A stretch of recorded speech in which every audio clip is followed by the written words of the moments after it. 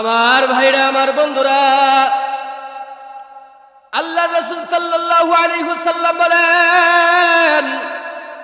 আকসিরু যিকর হাযিমিল লাযাতিল মাউত, তোমরা অধিক পরিমাণে মৃত্যুকে স্মরণ করো, কেননা মৃত্যু দুনিয়ার সমস্ত স্বাদকে ধ্বংস করে দেয়। আল্লাহ পাক রব্বুল আলামিন বলেন, কুল্লু নাফসিন যায়িকাতুল মাউত, প্রত্যেকটা প্রাণীকেই একবার মৃত্যুর স্বাদ গ্রহণ করা লাগবে। একটা মৃত মানুষকে যখন কবরের মধ্যে রাখা হবে, কবরের মধ্যে রাখার পর ওই কবরের মাটির ডান পাশ থেকে আযাব দেওয়ার চেষ্টা করবে। ওই বান্দা যদি দুনিয়ার মধ্যে নামাজ পড়ে থাকে, নামাজ দাঁড়াইয়া যাবে, নামাজ ডাক দিয়া বলবে, ও কবরের মাটি, এই বান্দা দুনিয়াতে থাকা অবস্থায় শীতের রাত ফজরের নামাজ পড়তো, এই বান্দা দুনিয়াতে থাকা অবস্থায় যোহরের নামাজ পড়তো, এই বান্দা দুনিয়াতে থাকা অবস্থায় খেলাধুলা বাদ দিয়া আসরের নামাজ পড়তো, এই বান্দা দুনিয়াতে থাকা অবস্থায় মাগরিবের নামাজ পড়তো, এই বান্দা দুনিয়াতে থাকা অবস্থায় এশারের নামাজ পড়তো,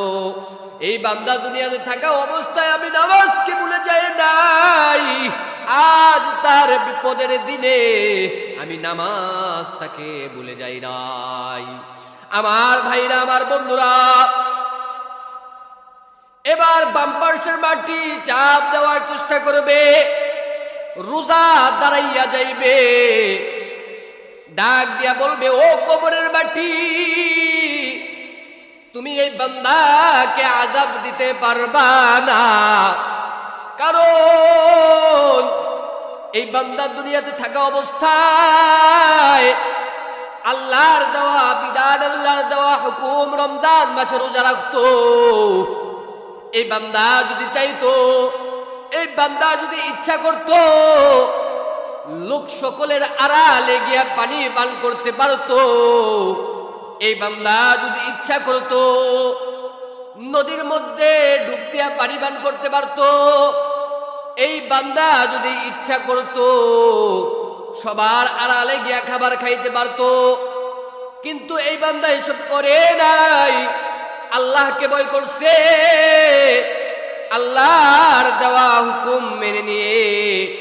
রোজাগুলো সঠিকভাবে আদায় করছে। এই বান্দা যখন আজকে বিপদের সম্মুখীন হয়ে গেছে, এই বান্দা যেহেতু দুনিয়াতে থাকা অবস্থায় আমি রোজাকে ভুলে যাই নাই, আমি রোজাও তাকে এই কঠিন মুসিবতের দিনে ভুলে যাই নাই। আমার ভাইরা, আমার বন্ধুরা, এবার পায়ের দিকের মাটি চাপ দেওয়ার চেষ্টা করবে, সুন্নতের আমলগুলো দাঁড়াইয়া যাইবে, ডাক দিয়া বলবে, ও কবরের মাটি, এই বান্দা দুনিয়াতে থাকা অবস্থায় সুন্নতের আমলগুলো করতো, মানুষের সাথে সদাচরণ করতো, এমন জীবন করো হে গঠন, মরিলে হাসিবে তুমি, কাঁদিবে ভুবন।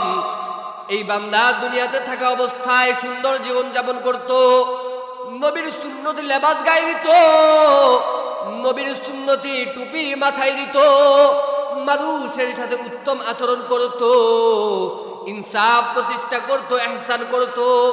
এই বান্দা দুনিয়াতে থাকা অবস্থায় রসুলের আদর্শ ভুলে যায় নাই, এই বান্দা দুনিয়াতে থাকা অবস্থায় রসুলের সুন্নতের উপর থেকেছে, এই বান্দা দুনিয়াতে থাকা অবস্থায় আল্লাহর দেওয়া বিধান মেনেছে, এই বান্দা যেহেতু দুনিয়াতে থাকা অবস্থায় রসুলের আদর্শকে ভুলে যায় নাই, নফল আমলগুলোকে ভুলে যায় নাই, আজকে এই কবরের দিনে, আজকে তার বিপদের দিনে আমি রসুলের আমলগুলো তাকে ভুলে যাই নাই। আমার ভাইরা, আমার বন্ধুরা, ডান পাশের মাটি ব্যর্থ, বাম পাশের মাটি ব্যর্থ, পায়ের দিকের মাটি ব্যর্থ, এবার মাথার দিকের মাটি চাপ দেওয়ার চেষ্টা করবে। কোরআন দাঁড়াইয়া যাইবে, কোরআন ডাক দিয়া বলবে, ও কবরের মাটি, এই বান্দা দুনিয়াতে থাকা অবস্থায় ফজরের নামাজ পড়ে সূরা ইয়াসিন তেলাওয়াত করতো, জোহরের নামাজ পড়ে ইন্না ফাতাহনা সূরা ফাতাহ তেলাওয়াত করতো, আসরের নামাজ পড়ে সূরা নাবা তেলাওয়াত করতো, মাগরিবের নামাজ পড়ে সূরা ওয়াকিয়া তেলাওয়াত করতো,